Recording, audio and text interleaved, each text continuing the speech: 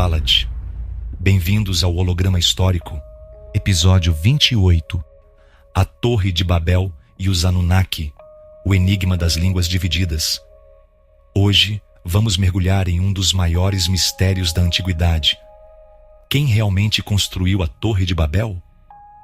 Qual a ligação entre ela e os deuses Anunnaki? E por que as línguas da humanidade foram divididas? Prepare-se para uma jornada profunda, repleta de investigação, mitologia, arqueologia e revelações que talvez você nunca tenha ouvido antes. O mito que ecoa nas civilizações. E disseram: vinde, edifiquemos para nós uma cidade e uma torre cujo topo toque nos céus. Gênesis 11:4. A Torre de Babel é, sem dúvida, uma das narrativas mais emblemáticas e misteriosas da Bíblia. Mais do que um conto sobre orgulho e punição, ela se tornou símbolo da fragmentação da humanidade e da origem das diferentes línguas. Mas e se o relato bíblico não for apenas um mito moral? E se ele esconder uma história muito mais antiga e muito mais cósmica? Aqui, no Holograma Histórico, já falamos extensivamente sobre os Anunnaki, os deuses que, segundo as tabuletas sumérias, desceram dos céus e moldaram os destinos da terra. Criadores do ser humano, mestres da engenharia, possuidores de tecnologia avançada, mas também envolvidos em conflitos internos e decisões controversas sobre o futuro da humanidade. Neste episódio, abrimos um novo capítulo da nossa investigação, a conexão dos Anunnaki com a Torre de Babel. A história da torre, tal como narrada no Antigo Testamento, é simples, quase simbólica. Os homens, unificados sob uma única língua, decidiram erguer uma torre tão alta que alcançaria os céus. Deus, ao ver isso, desceu, confundiu suas línguas e os espalhou pela terra. Mas há muitos pontos obscuros nessa narrativa. Afinal, por que uma torre seria uma ameaça aos céus? Por que uma simples construção motivaria uma intervenção tão drástica?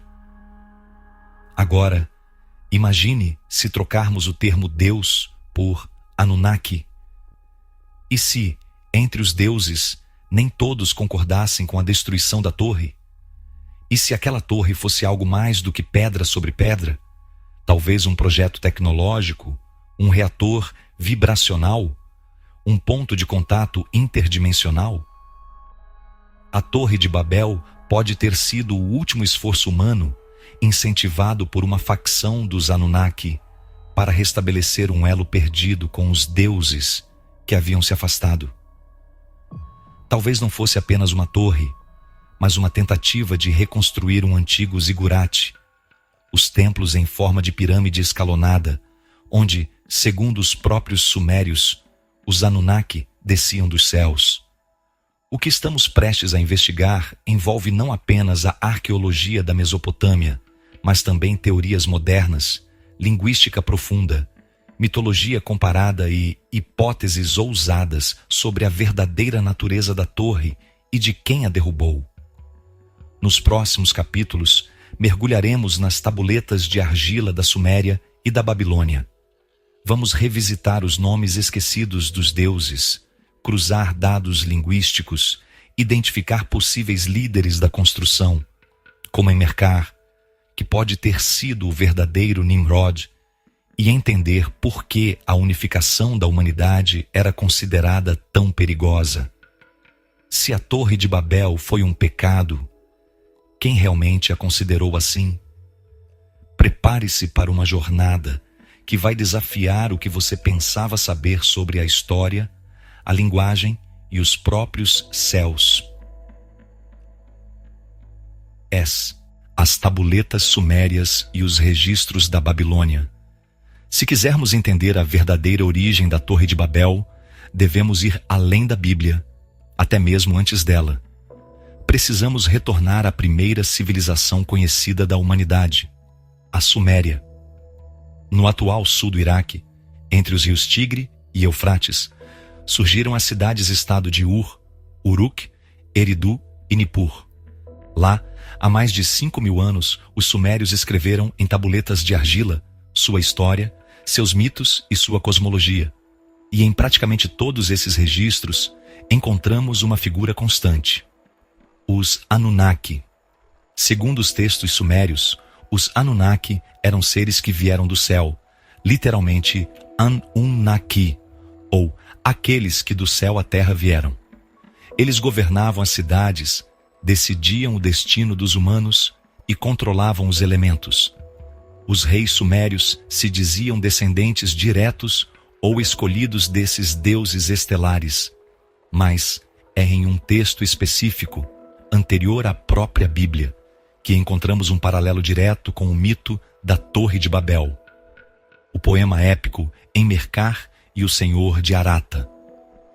Nesse antigo relato, o rei Enmerkar, soberano de Uruk, a cidade de Inanna, deseja construir um grandioso templo para homenagear os deuses, o Ekur, e pede ajuda ao reino distante de Arata. Enmerkar busca restaurar a língua única entre os povos, para que todos possam cooperar no projeto. Ele afirma que no passado, toda a humanidade falava uma só língua e vivia em harmonia. Mas os deuses, por razões não totalmente claras, confundiram as línguas e interromperam essa unificação. Esse texto é extremamente semelhante à narrativa bíblica da Torre de Babel. Mas aqui, o responsável pela construção não é um vilão, e sim um herói, um rei devoto que tenta restabelecer a conexão com os Anunnaki. E mais importante, não é Deus quem confunde as línguas, mas os deuses, plural, os Anunnaki. As tabuletas não apresentam apenas um Deus que se opõe ao projeto, mas indicam um possível conflito entre os próprios deuses. Enmerkar parece ter o apoio de Inanna e talvez até de Enki, enquanto outras entidades, possivelmente ligadas a Enlil, se opõem.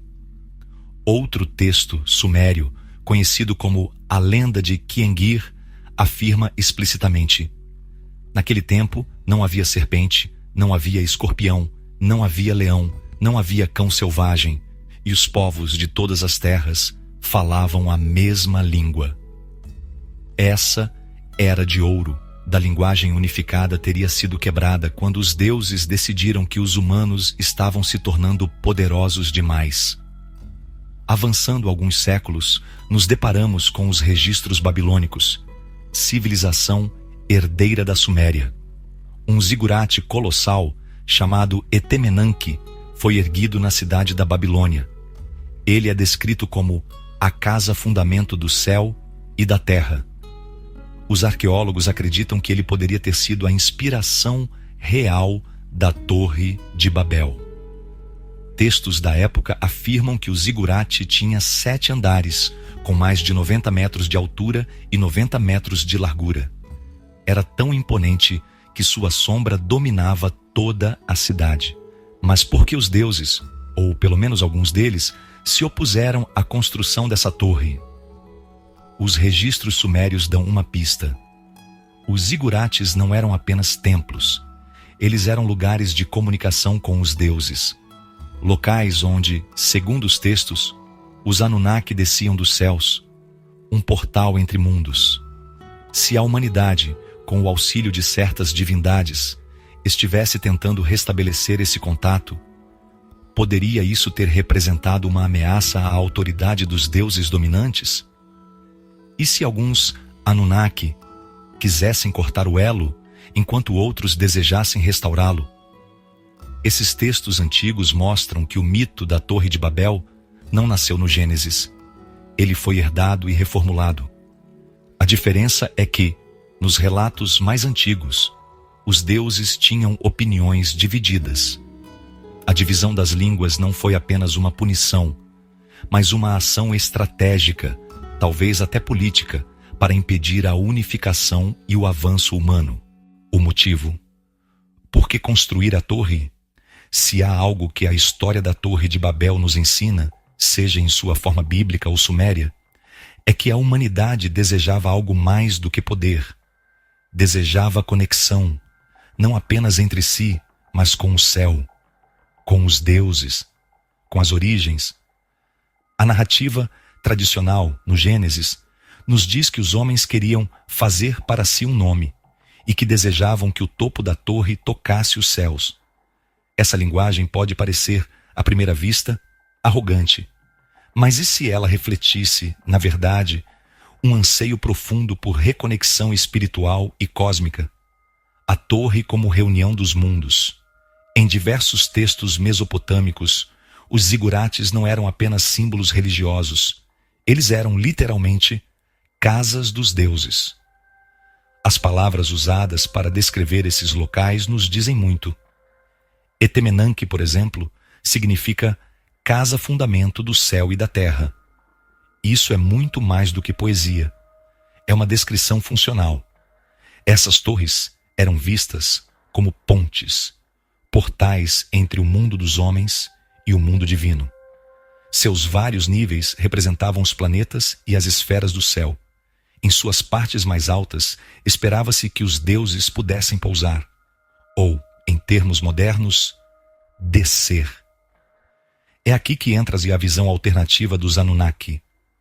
Se, como afirmam estudiosos como Zecharia Sitchin, os Anunnaki possuíam tecnologia espacial e orbital, então os zigurates poderiam ter sido, de fato, estruturas de aterrissagem ou comunicação, como antenas energéticas. Neste cenário, a construção da torre por parte dos humanos, com ou sem permissão divina, poderia representar uma tentativa de reconstruir um elo quebrado, talvez após a partida ou afastamento dos Anunnaki da Terra. Uma forma de dizer: estamos prontos, venham novamente. O papel de Enmerkar, Nimrod, o homem que queria falar com os deuses. Enmerkar, rei de Uruk, mencionado nas tabuletas sumérias, é um personagem fascinante. Ele desejava construir um templo para restabelecer a ordem cósmica. Ele não buscava a torre por vaidade, mas como uma ponte diplomática entre humanos e Anunnaki. A Bíblia o reinterpreta sob o nome de Nimrod, chamando-o de poderoso caçador diante do Senhor. Alguns estudiosos veem isso como um eufemismo. Nimrod não era apenas um rei, mas um rebelde. Um homem que não se curvava facilmente à autoridade divina. Talvez ele fosse um híbrido, um descendente dos próprios Anunnaki, com ambição de retomar o controle da terra. Sua construção da torre, portanto, seria um ato de autonomia e desafio. Mas o que teria motivado esse impulso? Estaria a humanidade sendo impedida de evoluir? Estariam os deuses limitando o potencial humano? Enmerkar, Nimrod pode ter visto na torre uma chance de libertação. Não apenas religiosamente, mas tecnologicamente. O que exatamente era a torre? Há uma teoria entre pesquisadores alternativos de que a Torre de Babel poderia ter sido mais do que uma torre. Alguns afirmam que se tratava de uma máquina de frequência, um gerador de energia escalar, ou até mesmo uma estrutura ressonante capaz de abrir portais dimensionais. Os antigos sabiam das relações entre som, geometria e matéria.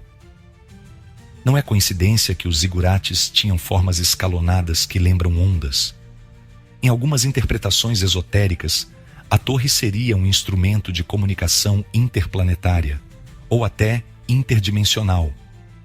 Nesse contexto, o pecado não foi erguer a torre, mas tentar romper os limites impostos pelos deuses superiores. Aqueles que desejavam manter o homem fragmentado, limitado, obediente à arquitetura da torre. Um zigurate impossível. Quando falamos sobre a Torre de Babel, a imagem mais comum é a de uma construção colossal, escalonada, subindo ao céu como uma montanha artificial. Mas o que muitos não sabem é que essa imagem tem uma base real. Ela não é apenas uma alegoria. Ela existiu, pelo menos uma versão dela. Essa estrutura existiu na antiga cidade da Babilônia e era chamada de Etemenanque. Etemenanque, o zigurate da Babilônia. A palavra Etemenanque significa a casa fundamento do céu e da terra, e foi dedicada ao deus Marduk, filho de Enki. Trata-se de um zigurate, uma espécie de pirâmide de degraus, com base quadrada e vários níveis ascendentes. De acordo com registros deixados por sacerdotes babilônicos, como o célebre Beroso, e confirmados por escavações feitas por arqueólogos como Robert Coldewey, a estrutura possuía as seguintes dimensões aproximadas. Esses 7 níveis não eram aleatórios. Eram símbolos de uma cosmologia que ligava a Terra ao firmamento. No topo da torre havia um templo, o ponto de encontro entre o homem e os deuses. A grandiosidade da torre não era apenas estética. Ela tinha uma função simbólica e ritual poderosa. A arquitetura da torre indicava claramente a intenção de escalar os céus, andar por andar, em direção ao plano dos deuses. Torre ou tecnologia? Muitos pesquisadores modernos sugerem que o Etemenanque, e possivelmente a própria Torre de Babel, pode ter sido mais do que uma construção cerimonial. Há quem acredite que a estrutura funcionava como uma antena de energia ou um capacitor vibracional, interagindo com o campo eletromagnético da Terra. Teóricos como Joseph Farrell e Graham Hancock falam de templos ressonantes, estruturas que usavam o som, a geometria sagrada e o magnetismo para abrir campos de comunicação, cura e talvez até portais dimensionais. Os materiais usados, tijolos de barro queimados e betume, piche, possuem características isolantes e condutoras. Seria possível que os antigos sabiam manipular propriedades elétricas e acústicas? E se a torre fosse uma fusão de templo e tecnologia? A construção que uniu as nações, segundo a tradição suméria, milhares de trabalhadores participaram da obra. Enmerkar ou Nimrod teria reunido diversas tribos sob um único propósito. Mais uma vez, vemos o tema da unificação. Uma só língua, um só povo, uma só torre. Essa cooperação sem precedentes pode ter alarmado os Anunnaki, especialmente aqueles que desejavam manter os humanos fragmentados. Por que uma torre? No mundo antigo, os locais elevados sempre foram considerados sagrados. Montanhas eram vistas como moradas dos deuses, mas em regiões planas como a Mesopotâmia, a solução foi criar suas próprias montanhas, os zigurates. A torre era um substituto artificial para alcançar os céus. Mas, no contexto Anunnaki, há uma leitura ainda mais ousada. A torre seria uma plataforma de pouso ou um ponto de acesso para suas naves, como os céus que os textos dizem que os deuses desciam. Se a Torre de Babel foi o esforço final de reconexão entre os mundos, talvez ela não tenha sido apenas um prédio, mas um sinal de que a humanidade queria voltar a ser cósmica. Quem eram os construtores? Humanos ou híbridos? A narrativa bíblica diz que todos falavam uma mesma língua e trabalharam unidos para erguer uma torre cujo topo tocasse os céus. Mas será que eram apenas homens envolvidos nessa construção? Quando mergulhamos nos textos sumérios, descobrimos que a história pode ser bem mais complexa. Enmerkar e a engenharia sagrada. Nos relatos sumérios, o rei Enmerkar, fundador de Uruk, é descrito como o idealizador de uma grande construção, um templo dedicado aos deuses. Ele é mencionado como alguém que possuía conhecimento avançado, enviado por Inanna, a deusa do amor, guerra e fertilidade. Ele não é retratado como um simples mortal.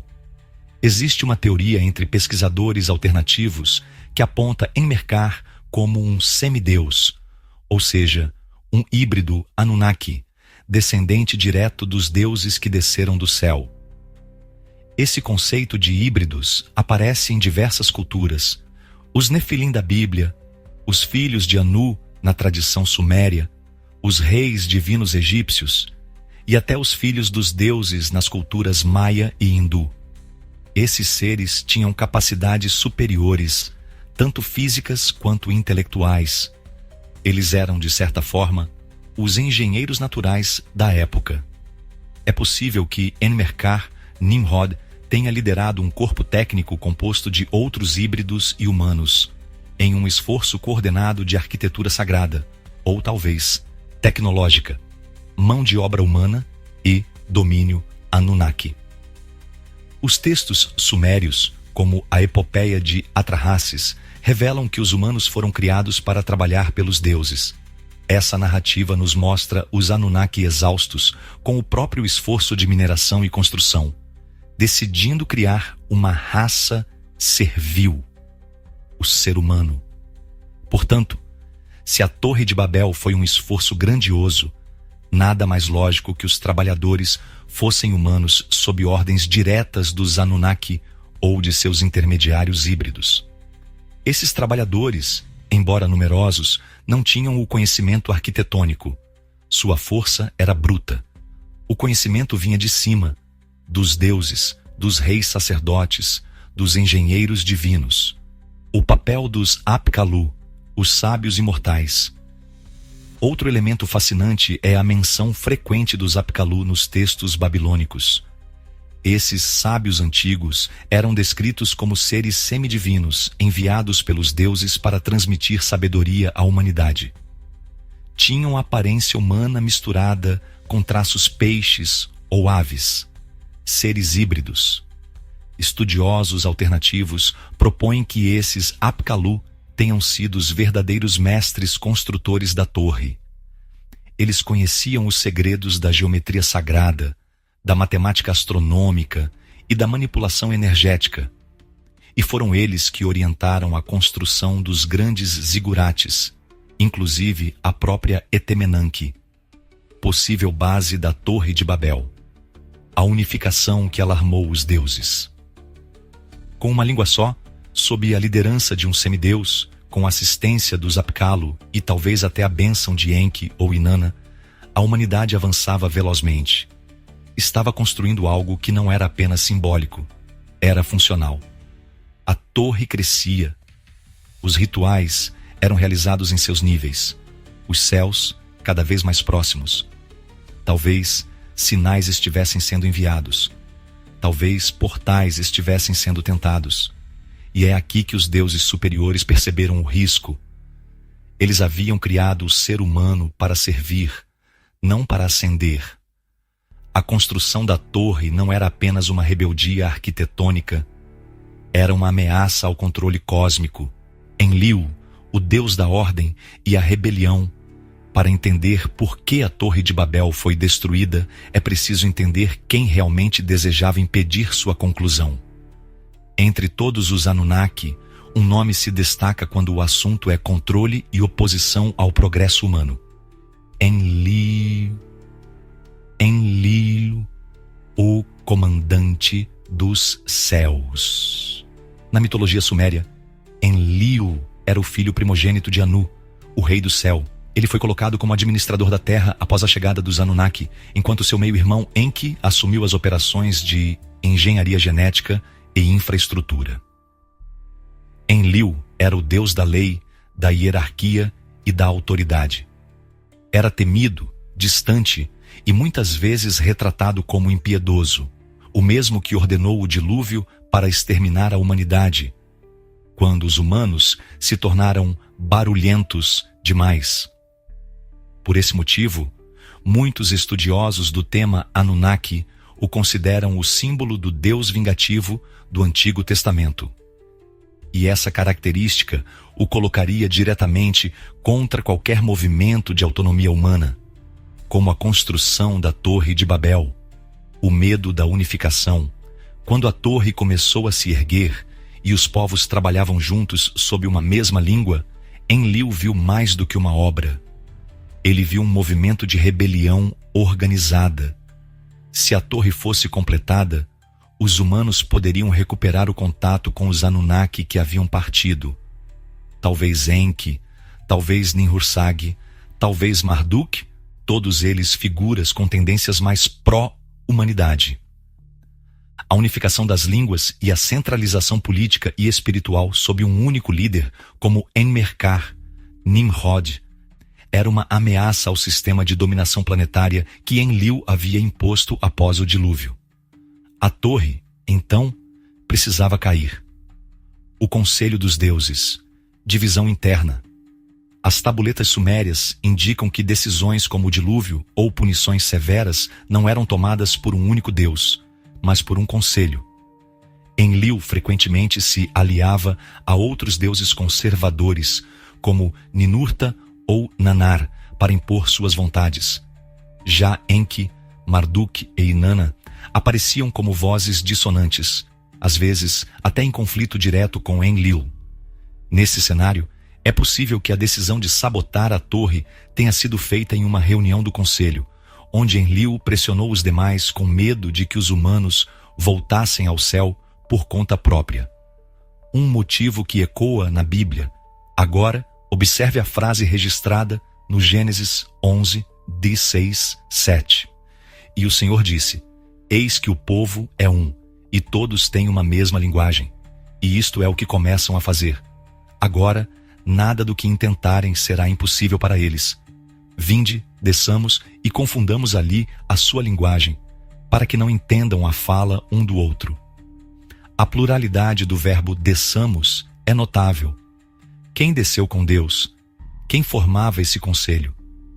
Isso é compatível com a narrativa suméria. Enlil não agiu sozinho, mas liderou uma ofensiva estratégica para manter a humanidade em um estado de divisão e subserviência. Rebeldes ou visionários? Do ponto de vista de Enlil, a torre era uma ameaça. Mas e se, do ponto de vista humano, e talvez até de Enki, a torre fosse um ato de iluminação? Uma tentativa de reconexão com a essência divina? Esse conflito não é apenas físico, é ideológico. De um lado, o controle, do outro, o despertar. E foi essa tensão que resultou na queda da torre, em que o Deus da sabedoria apoiou a torre. Se Enlil representa a ordem e o controle, Enki é seu oposto complementar, a liberdade, a astúcia e o conhecimento oculto. Na cosmologia suméria, Enki é o deus da água, da criação, da ciência e da magia. Ele é o engenheiro genético que criou o ser humano a partir da mistura do barro da terra com o sangue de um Anunnaki rebelde. Mas Enki também é conhecido por algo mais: sua compaixão pela humanidade. Foi ele quem avisou Ziusudra, o Noé sumério, sobre o dilúvio. Foi ele quem ajudou os homens a sobreviverem à ira de Enlil. E há fortes indícios nos registros sumérios de que Enki continuou secretamente apoiando a evolução humana, mesmo quando os deuses do conselho decidiram limitar esse avanço. Enki e a torre. Mentor nas sombras? A hipótese aqui é ousada, mas consistente. E se a construção da Torre de Babel foi inspirada, ou mesmo instruída, por Enki? Nos relatos sumérios sobre Enmerkar e o Senhor de Arata, Enmerkar busca construir um templo grandioso para restabelecer a ligação entre a terra e os céus. Esse templo, segundo o texto, deveria restabelecer a língua única entre os povos. Ora, Enmerkar governava Uruk, uma cidade protegida e abençoada por Inanna, filha de Nanna e neta de Enlil, mas frequentemente aliada de Enki em temas de autonomia humana. Não seria impossível imaginar que Enki, como conselheiro espiritual ou fonte de conhecimento ancestral, estivesse por trás do projeto da torre, não diretamente como arquiteto, mas como inspirador. Além disso, Enki é associado a símbolos de água, serpente e sabedoria, todos elementos que nas tradições posteriores foram reinterpretados como perigosos ou tentadores. E quem foi, segundo o Gênesis, que deu ao homem o conhecimento proibido no Éden? A serpente. Uma metáfora clara, segundo alguns estudiosos, para o próprio Enki. A torre como ferramenta de despertar. Se a torre realmente era uma máquina de ressonância, um dispositivo vibracional ou energético, isso se alinha perfeitamente com os domínios de Enki: o som, a geometria, a água e a vibração. Em culturas antigas, o som era uma força criadora, e Enki, como mestre da vibração cósmica, teria o conhecimento para ensinar aos humanos como usar essas forças para construir algo além do físico. Uma torre que talvez fosse um farol de energia ou um portal entre dimensões. O conflito fraternal reacende. Se Enki apoiou a torre, ainda que secretamente, isso teria reacendido sua rivalidade milenar com Enlil, um irmão defendendo o livre-arbítrio humano, o outro, a obediência, um incentivando a ascensão espiritual, o outro, impondo limites e castigos. É importante lembrar que, na tradição suméria, os Anunnaki não eram perfeitos nem oniscientes. Eles eram seres poderosos, mas com emoções humanas, ciúmes, orgulho, medo, amor. A rivalidade entre Enki e Enlil é o coração de muitas das histórias mitológicas, incluindo possivelmente a de Babel. Enki silenciado? É possível que, após o colapso da torre, Enki tenha sido silenciado ou afastado do conselho. Ou talvez ele tenha recuado, esperando um novo tempo, uma nova oportunidade de ajudar a humanidade, dessa vez de forma mais sutil, plantando sementes de sabedoria que germinariam séculos depois. A Guerra dos Céus, os deuses divididos. A narrativa tradicional da Torre de Babel nos mostra uma intervenção divina para interromper o avanço humano. Mas o que acontece quando olhamos para os registros sumérios? O cenário muda completamente. Lá, a destruição da torre não parece ser um ato isolado de uma única divindade suprema, mas sim o resultado de um conflito interno entre os próprios deuses, os Anunnaki. Um embate entre aqueles que desejavam o avanço da humanidade e os que queriam mantê-la sob controle. O Conselho dos Anunnaki, um governo celeste fragmentado. Os textos sumérios e acádios são claros ao descrever um conselho dos deuses, formado pelos principais Anunnaki que governavam as diferentes regiões da Terra. Esse conselho se reunia em Nippur, cidade sagrada dedicada a Enlil, que exercia o papel de comandante supremo das operações na Terra. Mas dentro desse conselho, as opiniões divergiam, e essas divergências não eram apenas filosóficas. Elas afetavam diretamente o futuro da espécie humana. Entre os membros mais influentes estavam: esses deuses não pensavam como uma unidade. Eram clãs, famílias, casas nobres com interesses, ciúmes e rivalidades. Isso transforma o mito da Torre de Babel em algo muito mais complexo. Um ponto de ruptura numa guerra fria entre potências celestiais. O caso Marduk, uma guerra por supremacia? Algumas versões sugerem que a torre foi construída não apenas para comunicação com os deuses, mas para centralizar o culto a Marduk como o novo Deus supremo da humanidade, algo que Enlil e sua linhagem jamais aceitariam. Os registros da Babilônia revelam que o zigurate Etemenanque era dedicado a Marduk. E isso muda tudo. Se Marduk queria substituir Enlil como líder do Conselho dos Deuses e usava a torre como ferramenta simbólica e espiritual para isso, a destruição da torre se torna um ato político celestial. Um golpe contra o avanço da casa de Enki e seus descendentes. Uma guerra velada, mas devastadora. Não estamos falando de uma guerra com espadas e lanças. Estamos falando de uma guerra vibracional, espiritual, energética, feita de sabotagens, manipulações genéticas, reprogramações culturais e, claro, divisão da linguagem. A destruição da torre foi um ataque estratégico, uma maneira de cortar a unificação crescente dos humanos. E ao fazê-lo, os deuses contrários à ascensão humana ganharam tempo, talvez milênios. Fragmentação como arma. Na Guerra dos Deuses, a fragmentação foi a principal arma. Fragmentar línguas, fragmentar religiões, fragmentar territórios. O homem deixaria de ser uno, passaria a guerrear entre si.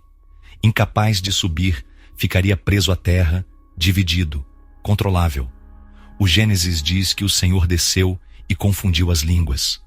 Mas talvez esse Senhor tenha sido uma facção de deuses, unida apenas pelo medo de que o ser humano alcançasse o que eles julgavam exclusivo dos celestiais: a soberania sobre si mesmo, a execução do plano. Como foi criada a confusão das línguas, a Torre de Babel foi interrompida. Os trabalhadores se dispersaram, as tribos se dividiram, e a humanidade, que até então falava uma única língua, passou a se comunicar em múltiplos idiomas, incapazes de se entender, de cooperar, de continuar o projeto. Mas a grande pergunta é: como isso foi feito? A Bíblia diz simplesmente: o Senhor confundiu ali a linguagem de toda a terra. Mas os textos sumérios, babilônicos e as teorias modernas nos oferecem pistas muito mais complexas e talvez perturbadoras. Hipótese 1. Reprogramação genética. Na tradição Anunnaki, os humanos foram criados a partir de manipulação genética, misturando o DNA dos deuses com o barro da terra. Se os Anunnaki tinham tecnologia para criar uma raça, também tinham para modificá-la. Essa teoria sugere que a confusão das línguas foi, na verdade, um ataque à capacidade neurológica de comunicação humana. Talvez, utilizando frequências sonoras específicas, engenharia do DNA ou interferência nas zonas cerebrais responsáveis pela linguagem, os Anunnaki implantaram variações que resultaram na fragmentação linguística. Em outras palavras, a confusão foi induzida no próprio cérebro humano. Essa ideia é reforçada por passagens em textos sumérios, onde os deuses são descritos como alterando a fala do povo, ou colocando palavras novas em suas bocas. Hipótese 2. Tecnologia de frequência ou som. Outra hipótese é que os deuses utilizaram tecnologia vibracional ou sonora. Sabemos que som é vibração e que a vibração afeta a matéria, inclusive a mente. Poderia ter havido uma espécie de evento vibracional maciço, transmitido a partir de uma antena, ou até da própria torre, que reconfigurou a vibração mental dos trabalhadores, tornando suas línguas incompatíveis entre si. Isso se conecta com teorias modernas sobre torres de Tesla, HAARP e energia escalar, dispositivos capazes de alterar o campo cognitivo de populações inteiras. Hipótese 3. Fragmentação cultural e espiritual programada. Outra leitura é a espiritual. Os Anunnaki sabiam que a verdadeira força humana era a unidade de propósito e fé. Então, ao destruir a torre, plantaram sistemas religiosos, simbólicos e culturais diferentes em cada grupo humano, o que resultou, com o tempo, na diferenciação de línguas, cosmovisões e estruturas sociais. Essa divisão cultural teria sido reforçada com a instalação de deuses locais em diferentes regiões, promovendo a diversidade como uma forma de controle descentralizado. É por isso que encontramos mitos semelhantes em culturas distantes, como se todos viessem de um mesmo ponto de origem, mas recontados de formas divergentes para que jamais se reconectassem. Hipótese 4. Intervenção interdimensional. Em uma abordagem mais esotérica, alguns estudiosos sugerem que os Anunnaki possuíam capacidade de manipular campos dimensionais da consciência. Nesse sentido, a confusão das línguas não foi apenas uma alteração cerebral ou social, mas um rebaixamento vibracional. Seria como se a humanidade tivesse sido desintonizada de uma frequência de unidade e jogada em uma frequência de divisão e conflito. Isso pode explicar por que, após o episódio da Torre, a história humana se tornou cada vez mais bélica, tribal, territorial. A mente coletiva foi fragmentada, uma ação imediata, com efeitos duradouros. Independentemente do método, o resultado foi devastador. A humanidade entrou em um longo período de reconstrução lenta, agora impedida de se unir por uma barreira invisível: a linguagem. As consequências globais da fragmentação: a torre caiu, a linguagem se dividiu, as tribos se dispersaram. O sonho de unidade universal foi interrompido, não por falhas humanas, mas por uma intervenção deliberada dos deuses. Mas o que veio depois? As consequências da confusão das línguas e da destruição da Torre de Babel reverberam até hoje. E talvez tenham moldado o mundo como o conhecemos, diverso, sim, mas também dividido, conflituoso, desconectado. A morte da linguagem primordial. Antes da fragmentação, a humanidade compartilhava o que os textos sumérios e bíblicos sugerem ser uma linguagem original.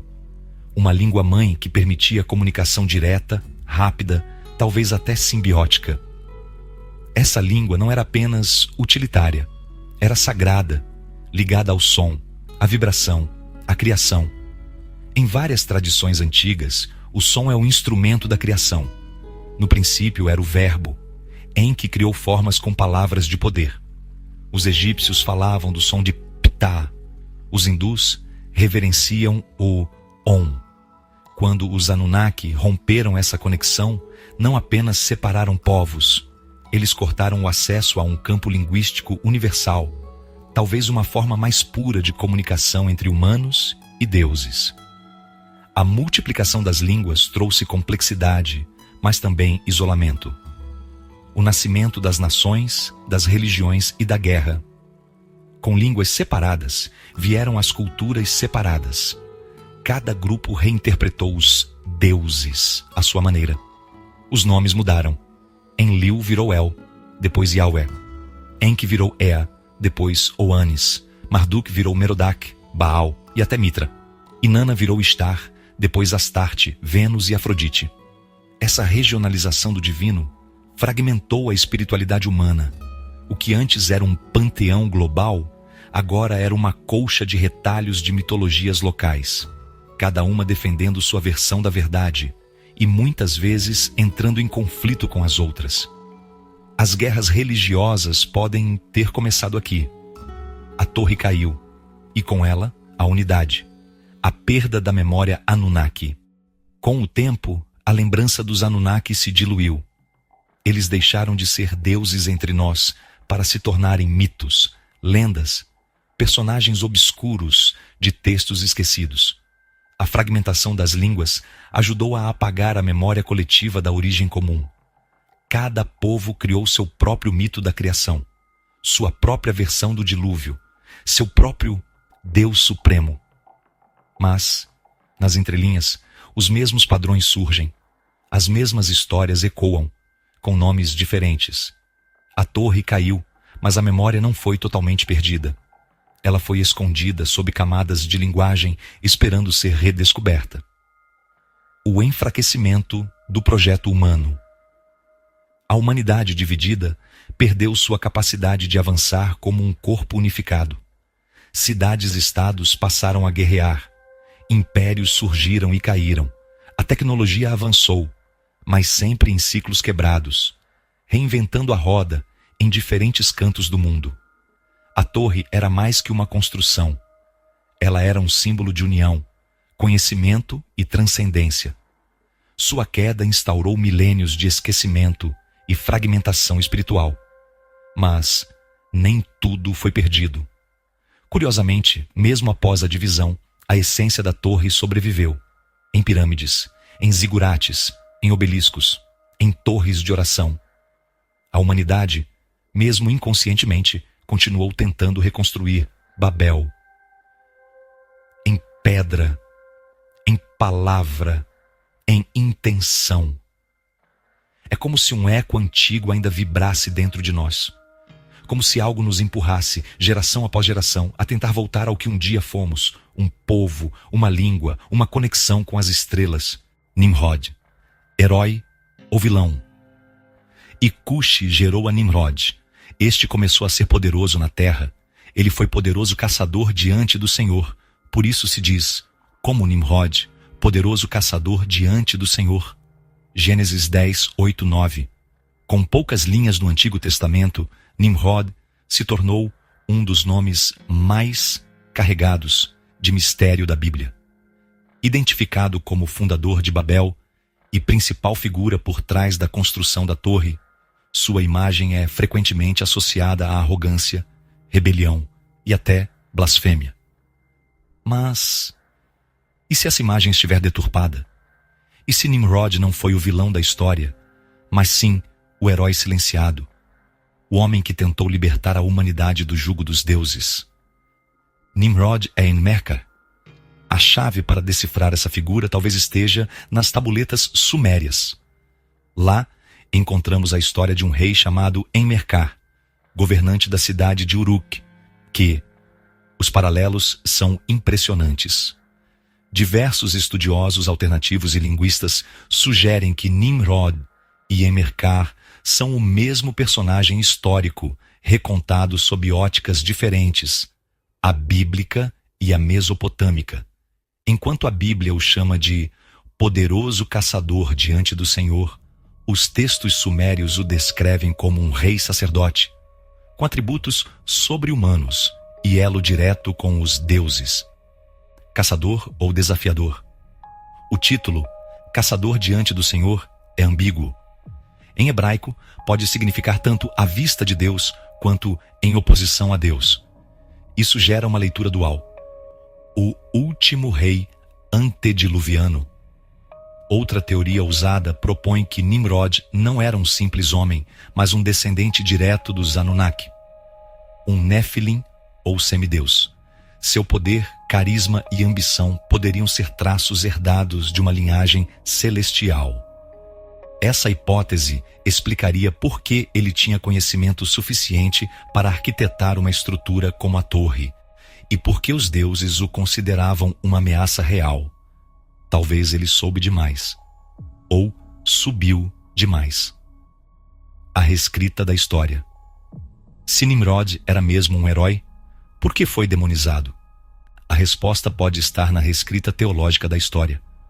O Antigo Testamento foi redigido séculos após os eventos que descreve, muitas vezes com o propósito de afirmar a soberania de um único Deus, Yahweh, e deslegitimar qualquer figura que promovesse.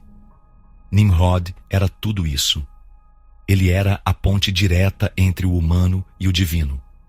Uma ponte que os deuses do controle, como Enlil, precisavam destruir.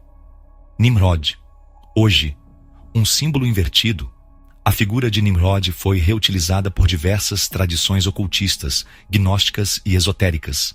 Para algumas ordens antigas, Nimrod era visto como o iniciador, o primeiro grande arquiteto, o precursor da maestria humana. Para outras, era símbolo do ego desenfreado. É possível que sua verdadeira história tenha sido fragmentada como as línguas, e que hoje reste apenas um eco de quem ele foi. Herói ou vilão? Libertador ou tirano? Talvez a resposta não esteja na Bíblia ou nas tabuletas, mas na reconstrução do que foi perdido. O propósito da torre e a unidade da humanidade. A torre como portal estelar, a torre cujo topo tocaria os céus.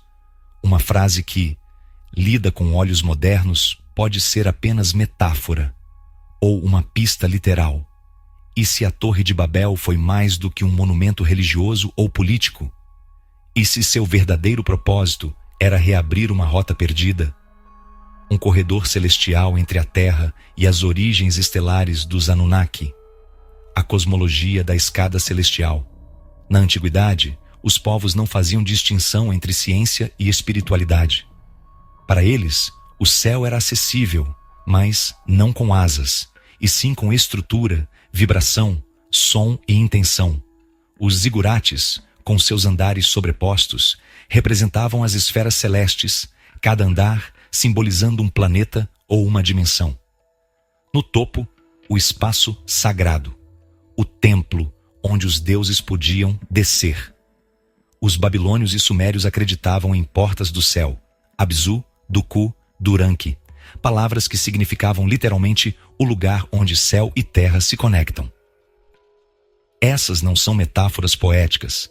Elas descrevem, para muitos estudiosos, sistemas ou estruturas reais de conexão interdimensional. A Torre de Babel, nesse contexto, pode ter sido uma escada tecnológica para a reconexão estelar. Torre ou dispositivo. Vamos considerar o que alguns pesquisadores sugerem.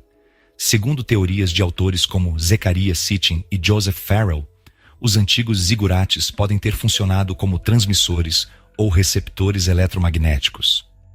Se os Anunnaki eram visitantes de outro sistema estelar, como Nibiru ou de dimensões superiores, a torre poderia ter sido um canal de comunicação ou transporte energético. A torre e a tecnologia perdida. A ideia de portais estelares não é exclusiva da Mesopotâmia. Ela aparece em diversas culturas. A Torre de Babel pode ter sido o último esforço humano para reativar essa tecnologia antiga, talvez com apoio de Enki, Marduk ou Uzapkalu. Um esforço para reabrir os céus, não pela fé, mas pelo conhecimento. O medo dos deuses. Se a torre realmente possuía esse poder, a reação dos deuses faz ainda mais sentido. Não era apenas orgulho humano que estava em jogo, era acesso a um plano de existência reservado aos deuses. A humanidade, unida e guiada por alguém como Nimrod em Merkar, poderia estar perto demais de algo proibido, a autonomia interdimensional. E como sempre, o controle reagiu. Uma nova torre? Hoje, alguns estudiosos propõem que a ciência moderna, aceleradores de partículas, torres de comunicação global, sistemas de IA, está inconscientemente reconstruindo os mecanismos perdidos de Babel. Estamos, mais uma vez, tentando tocar os céus. Mas a pergunta permanece. Dessa vez, os deuses permitirão? A influência dos Anunnaki no desenvolvimento das línguas. Após a queda da torre, os povos foram dispersos e suas línguas divididas. Essa é a narrativa mais difundida, mas raramente se questiona. De onde vieram essas novas línguas? Elas surgiram naturalmente ou foram implantadas? Se a confusão das línguas foi um projeto deliberado dos Anunnaki, então estamos falando não apenas de uma dispersão cultural, mas de uma intervenção linguística e cognitiva em escala planetária. As primeiras línguas. Um DNA. Sonoro. A arqueolinguística moderna mostra que há um grupo reduzido de línguas-mãe, das quais derivam quase todos os idiomas modernos. A mais estudada é a protolíngua indo-europeia, mas também existem os troncos afroasiático, dravídico, urálico e outros. Curiosamente, muitos desses troncos têm. Isso levanta a hipótese de que as primeiras línguas foram implantadas a partir de uma matriz original, talvez modificada a partir da linguagem unificada que existia antes da torre. Fragmentação controlada. O algoritmo da confusão. Se os Anunnaki fragmentaram a linguagem humana, é possível que isso tenha sido feito de forma estrategicamente projetada e não aleatória. A intenção seria garantir que, em outras palavras, a torre não caiu sozinha. Junto com ela, caiu também a capacidade da humanidade de falar com o cosmos. Os idiomas, como prisões ou códigos. Algumas vertentes esotéricas e gnósticas sugerem que a linguagem humana atual é limitada por design. Diferente da linguagem simbólica original, possivelmente telepática ou baseada em imagens e sons de alta ressonância, os idiomas modernos foram criados para... Essas ideias ecoam no conceito do logos perdido, a ideia de que havia um som ou uma vibração primordial capaz de criar, curar e conectar todas as coisas que foi escondido ou esquecido após Babel. O papel de Enki e Enlil na linguagem segundo algumas traduções sumérias, Enki foi o criador da linguagem simbólica sagrada e talvez o responsável pela linguagem unificada antes da divisão. Enlil, por outro lado, teria dado suporte à fragmentação, ao criar línguas que dividiam e confundiam. Isso torna a linguagem, literalmente, uma arma ideológica. Linguagem e limite da consciência. A neurociência moderna comprova: a linguagem molda a forma como percebemos o mundo. Quem tem mais palavras, pensa mais. Quem tem palavras diferentes, pensa diferente. Ou seja, ao limitar o vocabulário e os símbolos, os deuses limitaram a consciência humana. As palavras se tornaram gaiolas, as línguas, muralhas, e a verdade, dividida em milhares de dialetos, nunca completa. Um retorno à linguagem original? Hoje, com o advento da internet, da inteligência artificial e da tradução instantânea, o mundo começa, novamente, a falar a mesma língua. Será isso o início da segunda tentativa de Babel? O retorno da torre, tentativas modernas de reconstrução. A torre de Babel caiu. As línguas se multiplicaram. Os povos se dispersaram. Mas o impulso original, o desejo humano de se conectar ao alto, de restaurar a unidade, de retomar o elo com o divino, nunca desapareceu. Ele sobreviveu, subterrâneo, silencioso, escondido sob séculos de guerras, religiões divididas, dialetos inconciliáveis. Mas hoje, mais do que nunca, esse impulso está despertando. Babel digital, a internet, como torre invisível. O que era antes um zigurate físico, feito de tijolos e betume, hoje toma forma através de cabos de fibra ótica, satélites e dados em nuvem. A internet, essa vasta rede que conecta bilhões de mentes humanas, é, em essência, uma nova torre de Babel, erguida não para desafiar os deuses, mas para reconectar o humano ao humano. Pela primeira vez desde a antiguidade, é como se o planeta estivesse, mais uma vez, se organizando em uma só linguagem. Uma linguagem digital, visual, simbólica, quase telepática. A ONU e o ideal de unidade global. Após 2 guerras mundiais, o século XX viu nascer um projeto que ecoa diretamente os ideais da Torre, a criação da Organização das Nações Unidas. Um símbolo moderno de unificação global, onde representantes de todos os países tentam falar, literalmente, a mesma língua diplomática. A ONU, com sua sede monumental, suas assembleias, sua bandeira planetária e seu sonho de paz duradoura, representa a torre reconstruída nos moldes da política moderna. Mas, assim como a torre original, enfrenta resistência, sabotagem, conflitos internos e disputas entre os deuses modernos. As superpotências, as megacorporações e a torre corporativa. Outro tipo de torre renasce no domínio econômico. Corporações como Google, Meta, Amazon e Microsoft estão erguendo infraestruturas digitais que conectam bilhões de seres humanos. Sistemas de voz como Alexa e assistentes de IA aprendem todas as línguas, traduzem, unificam, organizam. A torre agora é invisível, mas poderosa. Está nos dados, nos algoritmos, na nuvem. E para alguns, essa nova torre é mais perigosa que a original. Não visível, não questionada, não acessível, mas controladora. As tentativas espirituais de reconexão.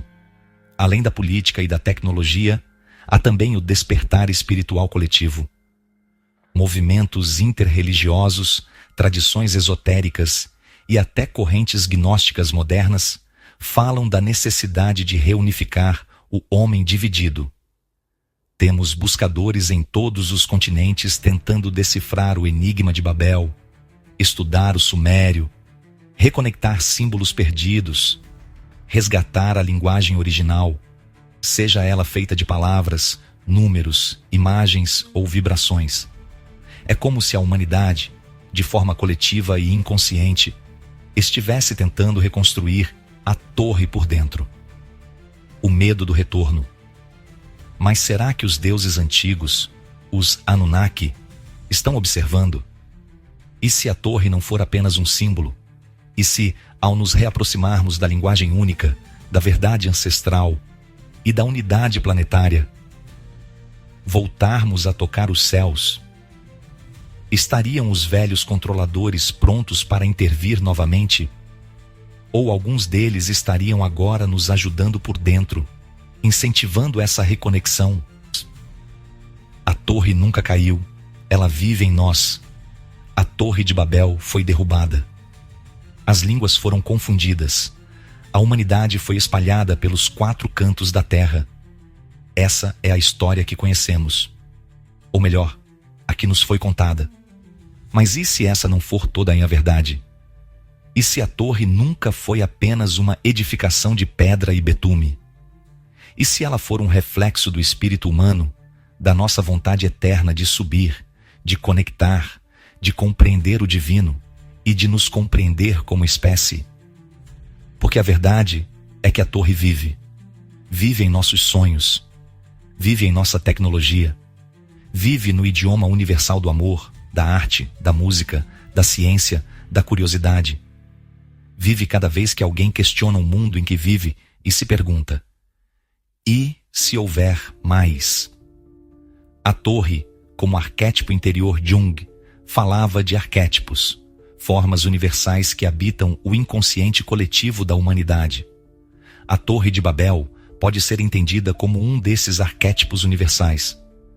Ela representa o impulso de transcendência, aquela fagulha que existe em cada ser humano que busca algo além da matéria, além da língua, além das grades da realidade comum. Ela é a escada de Jacó, o pilar Djed dos egípcios, o Meru dos hindus, o eixo cósmico de todos os povos. Ela é a ponte entre os mundos. O fim foi o começo ao ser destruída. A torre não encerrou a busca. Ela a reiniciou. A fragmentação nos obrigou a buscar, a reconstruir, a nos mover pelo planeta, a aprender, a trocar, a traduzir. Cada idioma gerado foi uma nova lente para ver o mundo. E agora, após milênios, estamos reunindo todas essas lentes em uma visão plural, coletiva, ampliada. Talvez a torre nunca tenha sido para ser concluída fisicamente, mas para ser construída dentro de cada um de nós, degrau por degrau, idioma por idioma, memória por memória. O retorno dos deuses, os Anunnaki, em sua complexidade moral e tecnológica, foram mestres, opressores, criadores, vigilantes. Mas talvez o verdadeiro projeto deles nunca foi a torre, e sim o ser humano. E agora que nos aproximamos novamente do céu, do conhecimento, da linguagem unificada e da consciência global, talvez estejamos prontos para algo maior. Talvez não seja preciso que eles retornem dos céus. Talvez nós é que devemos subir espiritualmente, vibracionalmente, eticamente, para reencontrá-los em nós mesmos. A torre vive. Ela vive nos circuitos de rede, nas sinapses dos cérebros humanos, na partitura das músicas que emocionam, nos algoritmos que tentam entender a linguagem universal, nos olhos das crianças que olham para o céu e perguntam: quem veio antes de nós? Ela vive toda vez que você, ouvinte e buscador, se permite pensar além do véu. A Torre de Babel nunca foi apenas um monumento. Ela foi, é e será para sempre um chamado. O chamado à unidade, o chamado à verdade esquecida, o chamado a voltar para o alto. Você acaba de ouvir mais um episódio do canal Holograma Histórico. Se esse conteúdo ressoou com você, compartilhe, comente e continue nos acompanhando enquanto desvendamos, camada por camada, o código oculto da nossa existência. Se você gostou desse conteúdo, inscreva-se no canal, ative o sininho para receber nossos próximos episódios e compartilhe este vídeo com seus amigos que também buscam respostas para os grandes mistérios da humanidade. você pode se tornar um patrocinador deste projeto, apoiando o canal Holograma Histórico. Seja um assinante, contribua com um Super Thanks ou adquira nossos livros. Os links estão aqui na descrição. Toda contribuição ajuda esse conteúdo a alcançar mais pessoas e manter viva essa jornada pelo passado oculto. Muito obrigado pela sua presença. E lembre-se, na história, toda verdade pode ser questionada. Até o próximo vídeo.